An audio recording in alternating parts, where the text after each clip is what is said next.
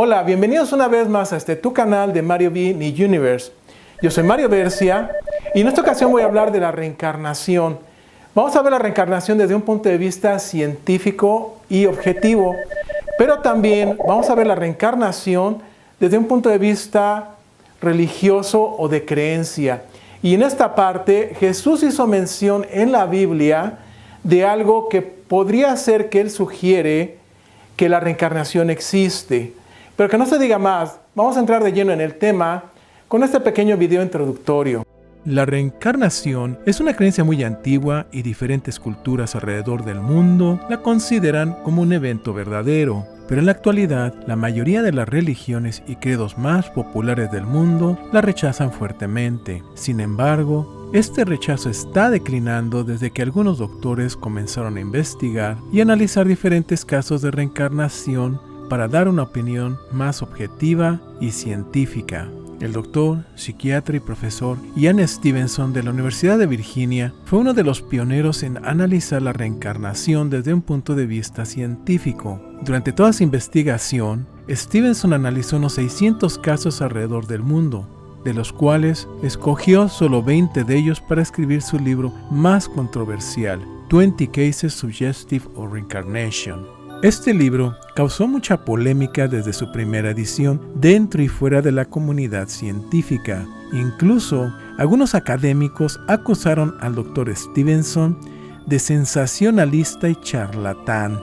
Pero cuando algunos psicólogos comenzaron a utilizar la hipnosis en pacientes para que pudieran recordar detalles de su infancia que habían olvidado a través de los años, algunos de ellos le pidieron a su paciente que regresara momentos antes de su nacimiento y que describiera lo que veía. El resultado los dejó perplejos, ya que comenzaron a narrar una vida anterior, dejando a propios y extraños sorprendidos. Pero este experimento permitió que psicólogos pudieran encontrar el motivo por el cual algunos pacientes padecían de una fobia inexplicable, y se encontró que había una relación entre la fobia y la manera en que su paciente había muerto y vivido durante su vida anterior. Ahora, quiero aclarar que el Dr. Stevenson jamás utilizó la hipnosis para hacer sus investigaciones. Él siempre hizo investigaciones de campo, entrevistando a las personas, a los testigos y tabulando la información desde un punto de vista muy profesional. Ahora, de estos 20 casos que él expone en este libro, casi todos ellos tienen el mismo patrón de conducta. ¿A qué me refiero? A que casi todos los niños o jovencitos podían recordar, por ejemplo, el nombre de sus padres en su vida anterior, de sus hermanos, de algunos amigos, e incluso podían recordar muy bien la casa donde ellos vivieron, así como también detalles que solamente ellos podían saber.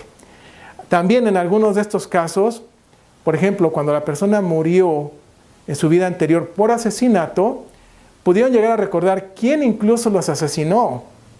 Qué interesante, ¿no?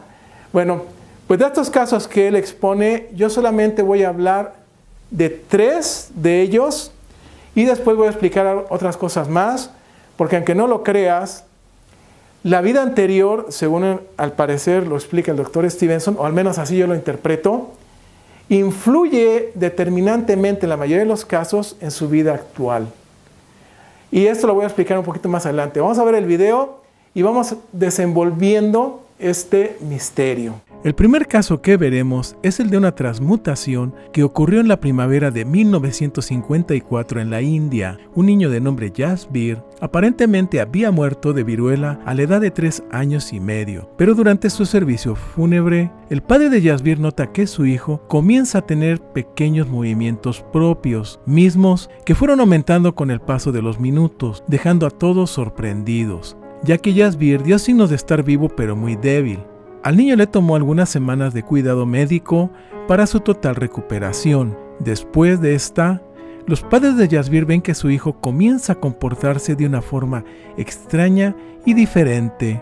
Pero cuando Jasbir recupera el habla de manera fluida, le dice a sus padres que él no es su hijo Jasbir y que su verdadero nombre es Sobharam, originario de una ciudad que está al oeste. En un principio, Nadie le creyó, pero debido a la transformación en el comportamiento del niño, los padres deciden hacer un viaje a la ciudad indicada en busca de respuestas. Finalmente, logran confirmar todo lo dicho por Yasbir, ya que coincide con el hijo de una familia acomodada llamado Sobharam, que murió a la edad de 21 años por envenenamiento el día de su boda en mayo de 1954, casi al mismo tiempo que el pequeño Yasbir había muerto por viruela. Después de contactar a la familia de Sobharam, accedieron para que Yasbir los visitara. Cuando Yasbir llegó, pudo reconocer la casa sin ningún problema. También identificó a todos los familiares directos y dijo sus nombres sin equivocación, así como también reconoció a algunos de sus antiguos amigos, incluyendo a la persona que lo envenenó para tratar de evitar el pago de una fuerte deuda que tenía con Sobharam. Con el paso del tiempo, Yasbir continuó su vida normal y visitó ocasionalmente a la familia de Sobharam, pero el afecto familiar y los recuerdos de su vida anterior se desvanecieron un 50% con el paso de los años. El Dr. Stevenson entrevistó a Yasbir en 2 ocasiones, cuando aún era un niño y después cuando ya era un adulto de 20 años. En su última entrevista, Yasbir le confesó al Dr. Stevenson que después de morir envenenado como Sobharam, durante su corta estancia como espíritu, tuvo un encuentro con un hombre celestial, ángel o santo, y este fue el que le indicó que debía regresar a la vida encarnando el cuerpo del pequeño Yasbir, que ya había muerto de viruela. Pero el Dr. Stevenson menciona que Yasbir no fue el único que describió un encuentro con este personaje celestial durante su estancia como espíritu. También en otros casos que él investigó de personas que habían reencarnado, también aseguraban haber tenido el mismo encuentro con este ser celestial. El siguiente caso que veremos ocurrió en el año de 1950 en Sri Lanka. Un niño de nombre Wijerane de aproximadamente 3 años de edad tenía unas pequeñas deformaciones en su pectoral y brazo derecho desde su nacimiento. Sucedió que en una ocasión la mamá de Wijerane escuchó que su hijo estaba muy enojado. Cuando se acercó para ver lo que pasaba, vio que éste hablaba consigo mismo y se recriminaba diciendo: «Ya ves, esta malformación de tu brazo y pecho es tu castigo por haber matado a tu esposa el día de tu boda». Y entonces el niño comenzó a narrar detalles de cómo había cometido el crimen. La madre, al oír esto, quedó perpleja y corrió con su marido para comentarle. El esposo no podía creer lo que su esposa le estaba diciendo, ya que este relato coincidía con una tragedia que le pasó a su hermano Retran Jami hace unos 30 años atrás.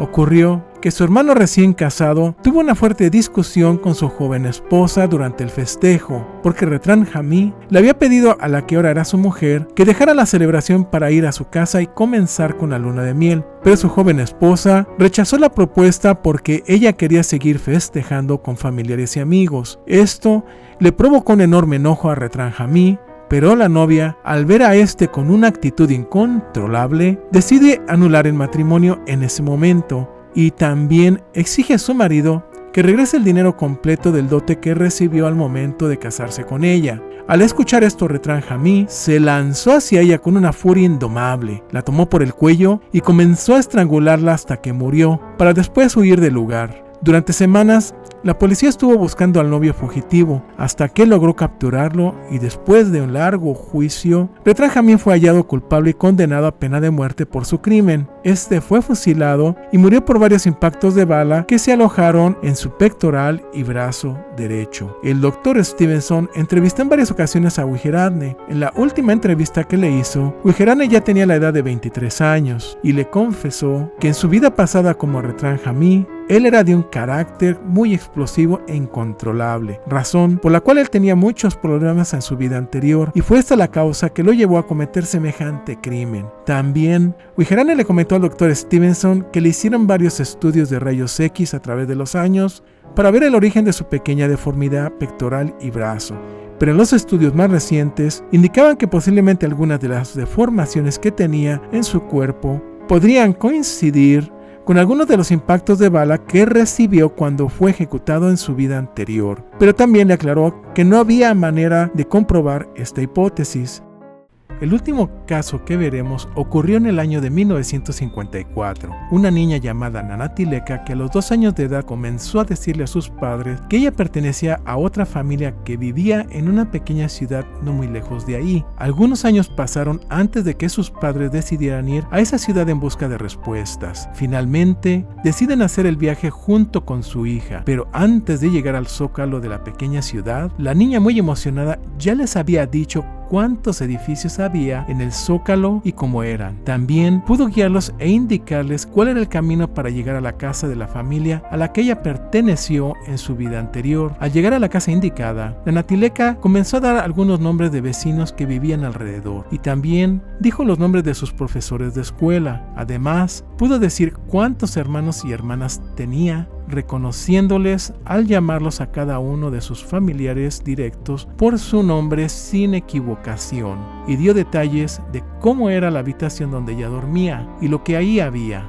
Pero lo que hace muy diferente e interesante a este caso de otros es que en la vida anterior de Nanatileka, ella no era una niña, sino que ella era un niño de nombre Tilekeratne, que murió a la edad de 13 años en un hospital por graves lesiones ocasionadas al haber caído de una escalera, y después de morir, reencarnó en la niña Nanatileka. Pero un dato muy importante en este caso es que durante la infancia de la niña Nanatileka, ella siempre tuvo una tendencia muy marcada de niño o masculina, misma que duró hasta la edad de los 13 años. Fue entonces cuando esta tendencia masculina desapareció completamente. El Dr. Stevenson se interesó mucho en este caso por ser algo muy diferente desde un punto de vista psiquiátrico y lo documentó ampliamente, así como también visitó en varias ocasiones a ambas familias. En una entrevista que le hizo a los padres de Tilekeratne, les preguntó cómo era el carácter de su hijo antes de morir y descubrió algo muy interesante, y es que el niño Tilekeratne tenía una tendencia femenina, y esa misma opinión coincidía con la de un profesor de la escuela a la que el niño asistía,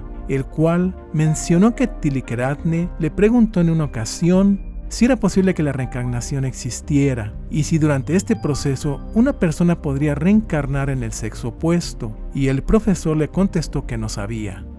Finalmente, el Dr. Stevenson concluye diciendo que en una de las últimas entrevistas que le hizo a Nanatileka, le preguntó cómo se sentía mejor, con su vida actual siendo una niña o con su vida anterior siendo un niño, y ella le respondió que era muy feliz con su vida actual de niña. Como habrás visto los 3 casos anteriores, en mi opinión yo jamás había escuchado que pudiera haber la transmutación como en el primer caso del niño, Jasbir, y pues suena bastante interesante. Por otro lado, en el caso del niño que nace con esas deformaciones y que de alguna manera coinciden esas deformaciones con los impactos de bala que tuvo en su vida anterior cuando fue ejecutado, es algo bastante extraño porque el Dr. Stevenson enmarca por lo menos otros 2 casos similares. Por ejemplo, hay una persona que muere en su vida anterior por acuchillamiento, y ese niño nace con pequeñas como cicatrices en el abdomen. Hay otra persona que supuestamente reencarnó en Alaska y él decía que él había muerto en su vida anterior por una flecha. Y curiosamente este niño también tenía unas marcas del lado derecho en su abdomen donde supuestamente la flecha entró, penetró y pasó. Tenía una marca adelante y otra en la parte de atrás de la espalda. Así que todo indicaría que, según las investigaciones del Dr. Stevenson, la vida anterior influye sobre tu vida actual. Y también la manera en cómo moriste en tu vida anterior influye, pero no en todos los casos es igual. Por ejemplo, hay otro caso donde hay una persona que es en su vida anterior un hombre de negocios, y como segunda lengua, él aprendió el inglés. Curiosamente, este niño, a la edad de 3 años, comienza a decir palabras en inglés sin que hubiera manera de que él las pudiera conocer. ¿Por qué? Porque él vivía en un ambiente rural de 1950 aproximadamente, en donde no había manera de que él pudiera haber escuchado esas palabras. Así que hay otro caso que también menciona el Dr. Stevenson, de un niño que incluso habla inglés cuando esa no era su lengua materna. En fin, todo indica que cuando una persona, por ejemplo, es hábil en la música en su vida anterior, o fue músico, en su nueva vida se le facilita o es muy hábil en esa rama. Y así pasa consecutivamente en diferentes áreas. Por ejemplo, había otra persona que era muy buena para pescar y todo lo que se refería a la cacería, y en su vida anterior, al parecer, él había sido un cazador. En fin, todo indica que la vida anterior influye en tu vida actual y también los traumas, porque, por ejemplo, hay una persona que muere ahogada y esa persona en su vida nueva o actual, esta persona le tiene miedo al agua y no soporta ni siquiera sumergirse o estar cerca del agua. Ya con el tiempo logró quitarse esa fobia y pudo incluso entrar a nadar. Por ejemplo, hay otro caso también de una persona que muere acuchillada y esta persona le tiene un pavor a los cuchillos. Entonces, de alguna manera u otra, en algunas personas, no en todas, la vida anterior, como la vivieron y cómo murieron, puede afectar en su vida actual, sobre todo en fobias y en otras ramas o áreas que no tendrían explicación a nivel psicológico. Pero bueno, esto es lo que expone el doctor Stevenson en sus 20 casos. Y vuelvo a insistir, el doctor Stevenson jamás utilizó la hipnosis para sus investigaciones. Él siempre usó la investigación de campo con testigos, recolección de información y documentos. Vamos a pasar a ver la reencarnación desde un punto de vista de creencia o religioso, y vamos a ver qué es lo que dice Jesús, porque Jesús hizo un pequeño comentario que todo indicaría que él sugiere que la reencarnación sí existe. Ahora, dentro del judaísmo hay un área que sí cree que la reencarnación existe, pero bueno, no voy a decir más. Vamos a ver el video que nos habla al respecto de este tema. La creencia de la reencarnación ha estado presente en casi todas las religiones de la humanidad desde tiempos antiguos. En la actualidad, hay grupos religiosos como el hinduismo, el budismo, el taoísmo, así como también en algunas religiones de África y tribales de América y Oceanía, consideran la reencarnación como un hecho. Curiosamente, todos ellos coinciden en la existencia de un alma o espíritu que viaja o aparece por distintos cuerpos, generalmente a fin de aprender en diversas vidas las lecciones que proporciona la existencia terrenal, para alcanzar una forma de liberación o de unión con un estado de conciencia más alto. Pero dentro de las religiones judio-cristianas hay algunas ramas de estas que sí creen en la reencarnación. Por ejemplo, en el judaísmo está la Kabbalah y el libro del Zohar, que dice lo siguiente: todas las almas están sujetas a la transmigración, y los hombres que no conocen los caminos del Señor, que sean bendecidos. Ellos no saben que están siendo traídos delante del tribunal, tanto cuando entran en este mundo como cuando salen de él. Son ignorantes de las muchas transmigraciones y pruebas secretas que deben de pasar. También, dentro de las creencias musulmanas e islámicas están los drusos, que practican una religión monoteísta y creen en la reencarnación. Esta religión acepta la legitimidad de los profetas de la tradición griega, judío-cristiana e islámica. Además, incorporan elementos gnósticos. Pero también dentro del cristianismo hay religiosos que creen en la existencia de la reencarnación. Por ejemplo, en el cristianismo primitivo del siglo I, encontramos a los cristianos de la rama gnóstica, que creen en la reencarnación y transmigración del espíritu como elemento fundamental desde sus inicios. ¿Pero qué dice la Biblia al respecto? Al parecer, Jesús menciona la existencia de la reencarnación, ya que en algunos pasajes del Nuevo Testamento hay un hecho que sugiere la existencia de esta y que se encuentra directamente relacionada con la profecía que afirma que el profeta Elías aparecerá al pueblo de Israel antes de que el Mesías se presente en Jerusalén. Malaquías 3:23 o Malaquías 4:5, dependiendo de la traducción de la Biblia que usas, dice lo siguiente: He aquí que yo os enviaré al profeta Elías antes que venga el día grande y tremendo del Señor. Él hará volver el corazón de los padres a los hijos y el corazón de los hijos a los padres. Esta profecía ha provocado mucha polémica desde los inicios del cristianismo hasta nuestros días, porque todo indica que el profeta Elías reencarnó en Juan el Bautista, y esto se anuncia antes del nacimiento de Juan en el Evangelio de Lucas. Lucas 1, versículos de 13 al 17. El ángel le dijo: No temas, Zacarías, porque tu petición ha sido escuchada. Isabel, tu mujer, te dará a luz a un hijo, a quien pondrás por nombre Juan. Será para ti gozo y alegría, y muchos se gozarán en su nacimiento, porque será grande ante el Señor.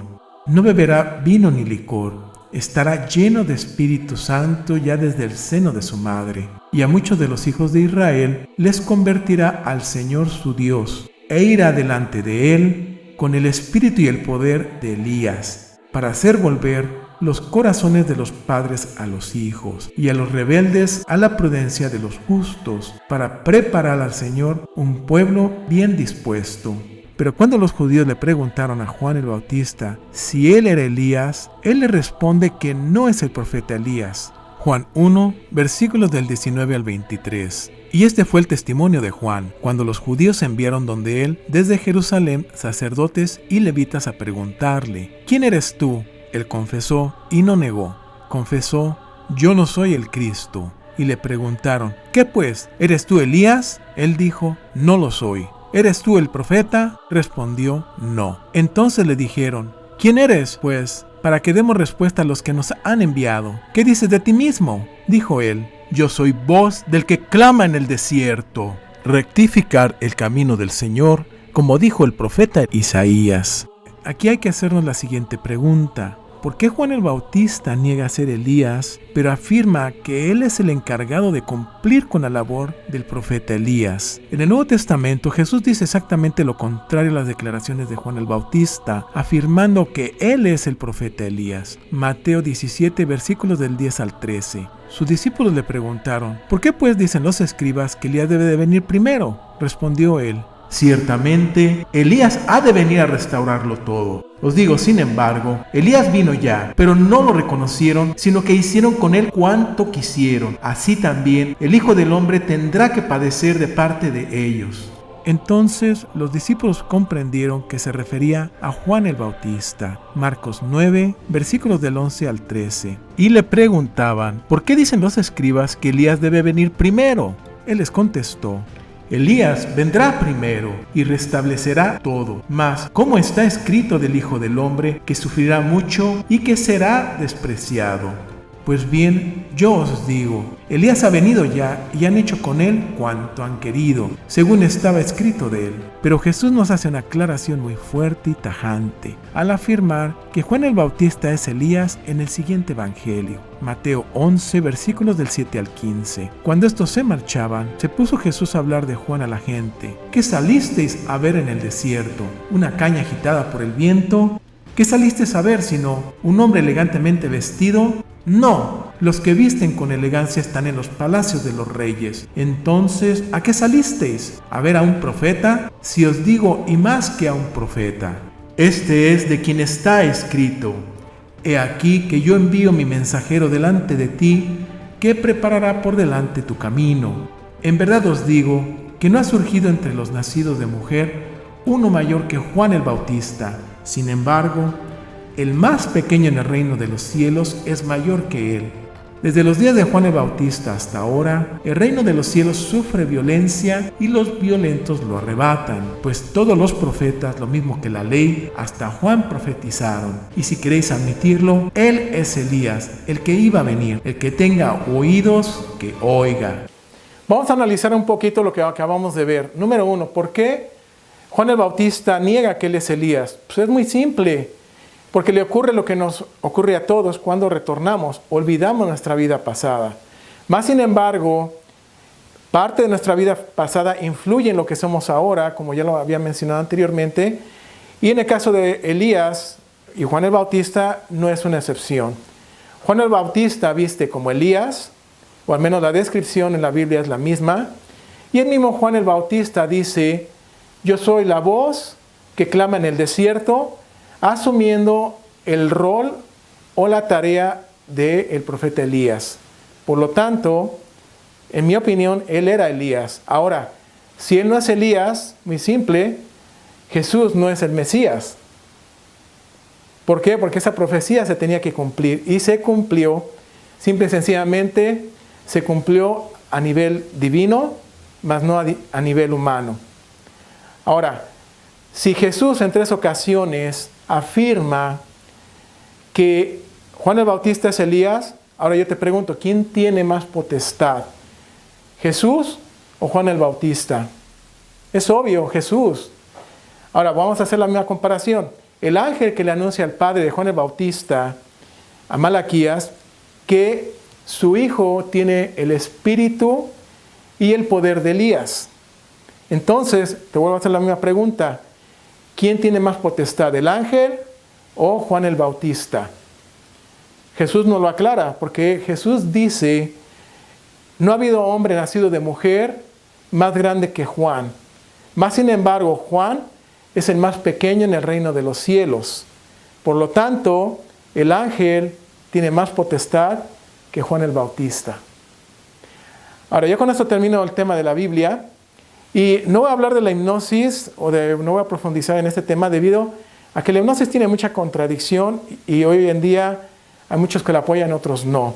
En mi opinión es verídica, pero puede ser influenciada. Más sin embargo, yo conozco personas que por medio de la hipnosis han podido recordar vidas pasadas, pero vuelvo a insistir, es un tema un poco más complicado y por eso elegí al doctor Stevenson, porque es una investigación muy diferente a lo que sería la hipnosis. Y por esa razón yo no quiero hablar de la hipnosis porque se puede influenciar. Y yo doy la recomendación de que si alguien va a tomar una clase de este tipo, jamás vaya solo y siempre tenga a una persona adulta que lo esté vigilando, que sea amigo de esta persona, por supuesto. Bueno, yo con esto termino el video, pero no sin antes darte 2 reflexiones. Número 1, recordarás que en el video que tengo en mi cuenta de YouTube, que es del Rabino Kaduri, el Rabino Kaduri dice que el Mesías ya está en la tierra, más sin embargo, él no sabe que él es el Mesías. ¿Por qué? Porque está aplicando la ley del retorno de todos y humildemente el Mesías está aceptando venir como cualquier persona. Entonces, esa sería la explicación de por qué el Rabino Kaduri dijo que él no sabía que él es el Mesías.